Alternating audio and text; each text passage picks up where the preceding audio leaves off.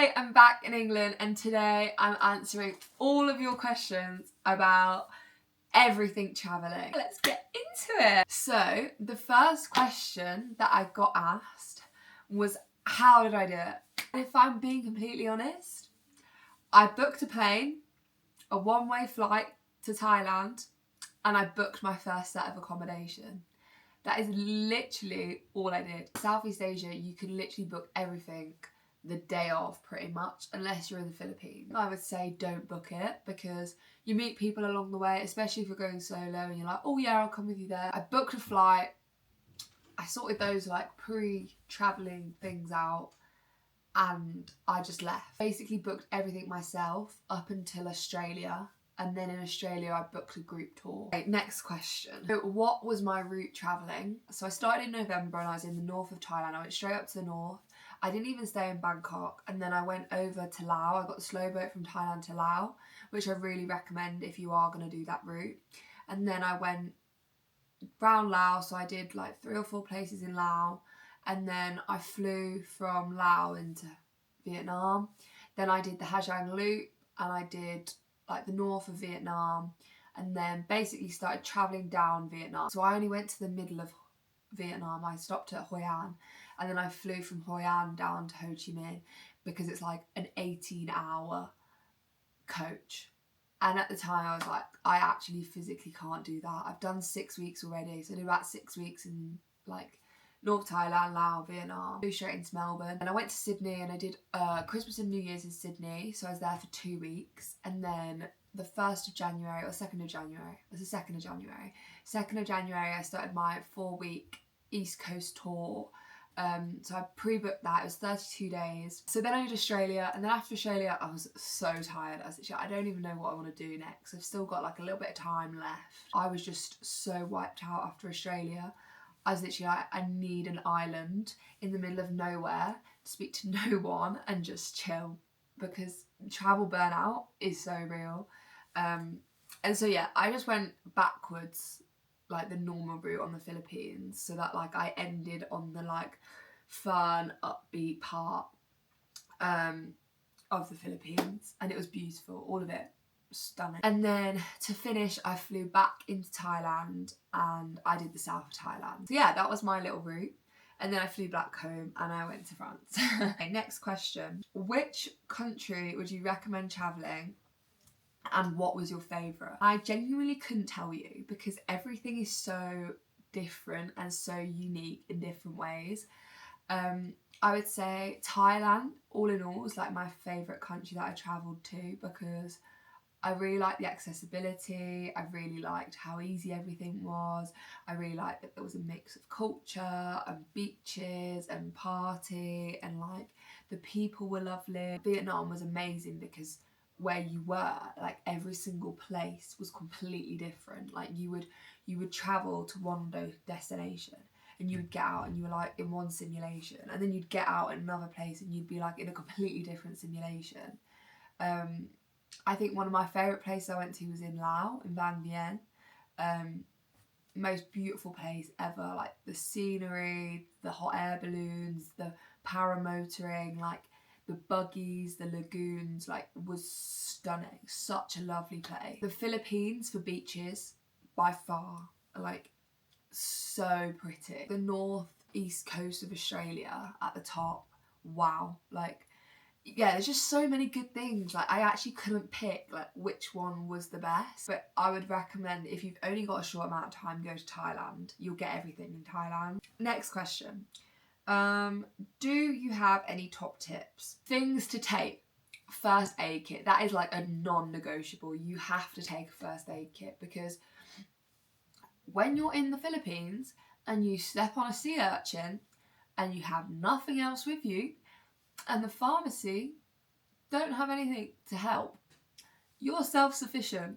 You have to do your own medical, you have to make sure the sea urchin is out your foot, you have to sterilise it. Yes, talking from experience, you can get first aid stuff, like you can get cough medicines, you can get like tablets, you can get stuff like from 7-Eleven or from the pharmacy. You can get stuff like plasters and things like that, but that being said, if you're bleeding out or you've cut yourself, you're not going to be wanting to trek to the pharmacy. Or if you're needing first aid right now, you're not going to want to be trekking to the pharmacy. Or if you're in a lot of pain, you're not going to want to be trekking to a pharmacy. So I would say stock up with your essentials. You need to order bank cards. If you have a Monzo, you do not want a Monzo because it will charge you for more than £350 if you're taking that out with you. So you don't want that. You want a Chase, a Starling, or a Revolut card. I basically opened a bank account, all three of them. Literally opened it 2 weeks before I went travelling because I didn't think, oh, it's going to take that long for a card to come. It takes 2 weeks. Thank God my Chase card came in time because I would have been royally screwed over. Packing cubes, like the double zip packing cubes, you have to buy those. Make sure everything fits in really easily. Locks, you need locks that have got like a twisty bit at the top. Don't get locks that are like hard locks. Bags, the bag that I took was literally perfect. Get one on wheels. You can change into a backpack if you need to, and it opens long ways. And I would also say you need to take 3 bags. You need to take your big bag that's got everything in. You need to take your like second bag. So my second bag was this, and it's so good because it's got a pocket here, a pocket here. It's got places where you can hook on like your shoes. It's got a pocket here. It's got side pockets. Like, it's massive on the inside.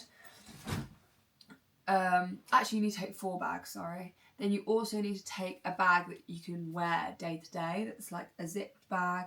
And then your final bag, I mean, I'd either say take 5 or take 1 that's both versatile enough that you can use it as a beach bag or as a day bag. I actually had 6 bags, if I'm going to be completely honest, because I had a going out bag as well, like a little tiny going out bag that I just wore instead of taking like my Uniqlo bag with me. Yeah, you can figure it out as you go along. You can always buy stuff if you're out there. But one thing I would say about that is everyone says, don't take nice clothes, don't take makeup, don't take fake tan, don't take anything. Like, you can buy it all out there, you can buy it cheaper, blah, blah, blah, blah. Take the nice things. Oh my gosh. It's so annoying that I actually didn't listen to that, but it's so annoying when people say that because yes, you can so buy stuff out there, but one, it eats into your budget. You're spending money on clothes that you don't actually need. You've got clothes at home that you actually quite like. If you don't like your clothes at home, take them with you. Take the nicest things with you and donate them whilst you're out there, because honestly, you need your nice clothes to start with. Fake tan. I wish I took fake tan with me to start with. Everyone that had been out there was so much more tan than me. They'd been out there for months and months and months. And the first 6 weeks, I had no tan whatsoever. It wasn't sunny. I was not sunbathing. I was travelling around. I was exploring different places. I was so pale. Take your makeup. Do not listen to anyone about minimal makeup. Take it. It's not an alien world as well. When people are stock up on sun cream, stock up on shampoo and conditioner, you could buy everything out there pretty much. So you don't need to stock up extra. I took so many cables with me because I was like, oh, if one breaks, I'm not going to be able to get another one. I'm going to be so stuck. I need my phone to charge, all this, that and the other. There's cables out there you can buy. But on that note, I would say, if you're going to take a power bank, take small power banks that will do 1 or 2 charges, because in all the airports I went to, they checked your power banks, and they're doing this more and more often now. I think out of every flight, I even had one taken off me just because the writing was not on it anymore. So if you've got power banks, check that you can take them on the airplanes, because some people bought in industrial power banks. They were like, no, my phone's never going to die. Spent £60 on them, and then had them taken in the first airport that they went to. What are the best apps to use? So I had literally a travel folder on my phone. Let me find it. So I downloaded Hostelworld, Stipple, TripAdvisor, Get Your Guide, Grab, One to Go, and I think that's pretty much everything I use. Skyscanner and Bolt. How did you find it solo? Were you ever on your own? Did you meet a lot of people? So I was actually never ever on my own, unless I kind of wanted to be. But I would say that's purely because of the fact that I picked hostels that were my type of vibe. So like in Hostel World, when you go on it, it shows you the different types of hostels, and it also tells you how many people are booked in that hostel for the exact time you're looking to book. Have a look at hostels that have booked in the most amount of people, because if you like socialising and that sort of thing, then it's more important to have more people, I think, because you're more likely to get on with certain people. You meet people in your rooms, you meet people at coffee shops, you meet people walking down the streets, you meet people at different places, you meet people all over the place, and everyone is so friendly. I would say more so in Southeast Asia, less so in Australia. I found it harder in Australia to meet people, I would say, just because it's a bigger place, it's bigger cities, you're not really confined to a town, you're not really confined to like doing the same activities as everyone else. You've got a lot more flexibility and a lot more freedom, and everything's kind of pre-booked. But then that being said, like I did meet people in Australia that we then did travel the whole of the East Coast with, and then I then end up bumping into them in like the Philippines or in Thailand, etc. I would say if you're thinking about going solo, like just go. You can always get a flight home if you don't like it, and like sometimes I would say, yeah, you are on your own. Like you get used to your own company. And you do have to put yourself out there sometimes. Like I am quite a chatty person. I would be able to entertain conversations and start conversations with random people over nothing. So I think that did really help me. But if you are going solo and you're not like that confident, or you feel like you'd rather like not necessarily put yourself out there to speak to people, I think as long as you're okay with your own company for a bit, then like you will meet your type of people as well. Because like not necessarily to say that the party hostels are going to be your vibe, you might prefer a quieter place. Do you have any regrets? Oh, no. No, I don't think I do. The thing is with travelling is you can compare your story to so many other people's stories, and you can be like, oh wow, they're having such a fun time here, or oh, I could have travelled with them a bit longer, or whatever. FOMO for me, I've literally lost all sense of it, because whatever you want to do, you will do it, if that makes sense. Like you're in full control of where you are, who you're with, what you're doing at any point in time. That you're in full control, so anything you want to be doing you can do. So I feel like you just lose the sense of like FOMO, regret, anything, because everything I wanted to do I did. Food rundown. What was the best food? Okay, I'm actually glad someone asked this question, because I found out 3 weeks before I went out travelling I have a soy allergy. Soy sauce is in everything in Southeast Asia and in Australia, because what you don't realise is that soy is in everything. Trying to explain a soy allergy, I mean, I didn't even know. Before I had a soy allergy, I didn't even know what a soy allergy was. Trying to explain that to people in a different language, wow. So if you do have an allergy and you're going travelling, I would highly recommend printing off like the translation of what your allergy is, what you're allergic to, that you will die if you eat it. Say it how it is. Even if it's just like a slight allergy, like tell them you will die if you eat it, so that they're like, oh no. Because honestly, if they don't understand, out there you're literally playing with fire. In certain places like Thailand you're fine.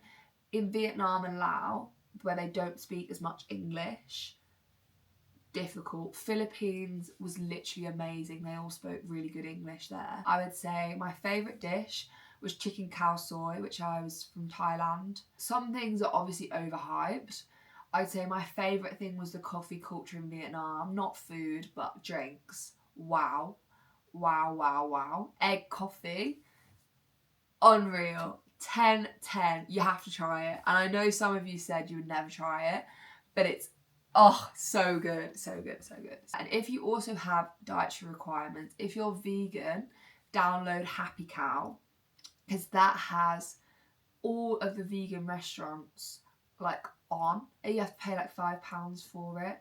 And if you're gluten free, you can do Find My GF. That's Find Gluten Free Food. What jabs would you get if you would get any? So I got the 2 free ones on the NHS. But if I were to do it again, I would get rabies. I would get the rabies jab 100%. Especially if you like animals. I know so many people, or you're gonna go see monkeys, or you're gonna do anything. I would get the rabies jab because, like, we got attacked by a monkey when we were in Thailand, and like anything could have happened. It could have bit us. It could have scratched us. Like, I would have then had to get jabs in Thailand, and yes, you can get them out there, but I would so much rather get them done in the UK. I know I'm fine. And I also maybe get Japanese epiphilia as well, which is the second one, which is to do with mosquitoes. I had them done 6 weeks before I went travelling.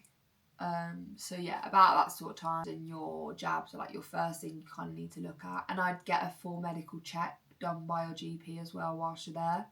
Get all your bloods tested, make sure you're fit and healthy. So the biggest question that I've been asked is, how did you save?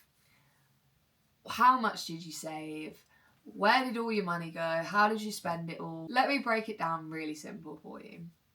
So, I graduated uni, and I'm not gonna lie, I was in £2,000 of overdraft. Minus £2,000 of overdraft. I had no money. Literally zero. I was really lucky that the job that I had over the summer, I work as a social director at a summer camp, and it pays £5,000 for the month. So such good money. 1 month, bang, and I was up £3,000 straight away. Paid off my £2,000 overdraft, and I had £3,000 in my bank. So I had 3 months after finishing that, and I was like, right, how am I gonna save up this? I had my car as well, so I was like, right, selling my car. So I sold my car. That was another £3,000 straight away. So then I was up to £6,000.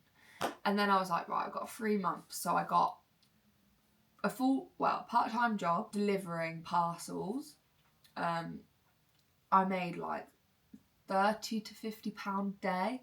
It was nothing, and it was the worst job I've ever done in my entire life. I will never, ever, ever, ever, ever be doing it again.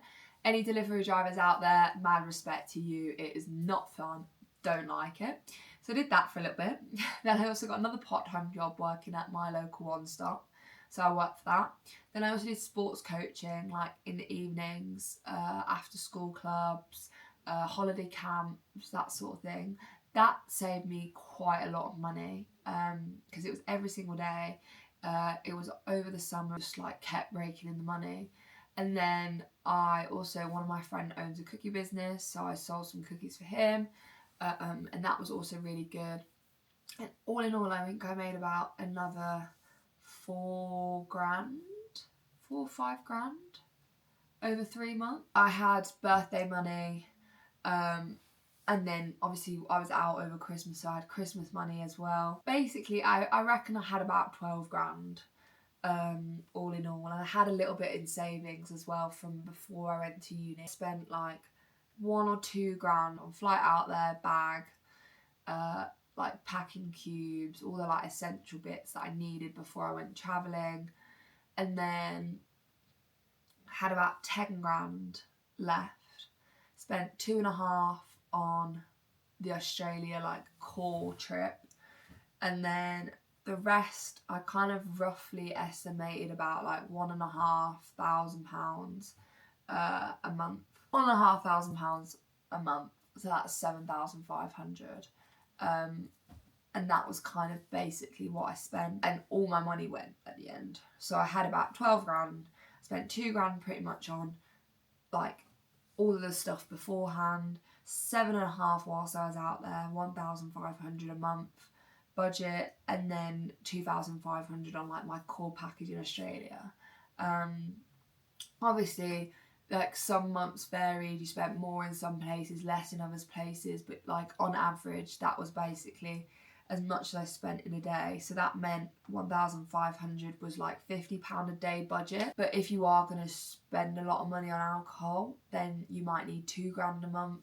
It genuinely does just depend person to person. I found that worked for me, but it is possible. And I think even if you're full-time working now and you're saving up, just put aside a travel pot, because a lot of people did like sabbaticals when they were like 3 or 4 years into their work. So there was people out there for a month when they were like 26, 27.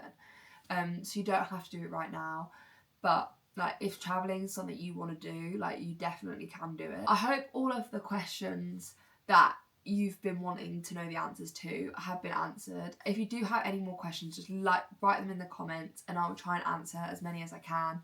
And I might even do like a part 2 or 3 of this, just to kind of help you guys as much as you can, because I do think traveling is something everyone should do. It's so rewarding. You learn to like survive on your own. You do things you never thought you'd be able to do. You see people in different cultures. It changes your perspective on life, like, and it's just amazing. It's just, honestly, it's just so worth it. I can't wait for my next travel adventure. Don't know where it'll be yet. Don't know what I'll be doing. But yeah, it was an amazing time. And if you are going traveling, my other top tip is to document it, because you do so much, and just to like be able to look back and be like, wow, I actually did that and I was there and blah blah blah blah. It's so good. So yeah, thanks so much for watching, and if you like this content, then please like and subscribe to my channel to see what random side quest I get up to next. Bye guys.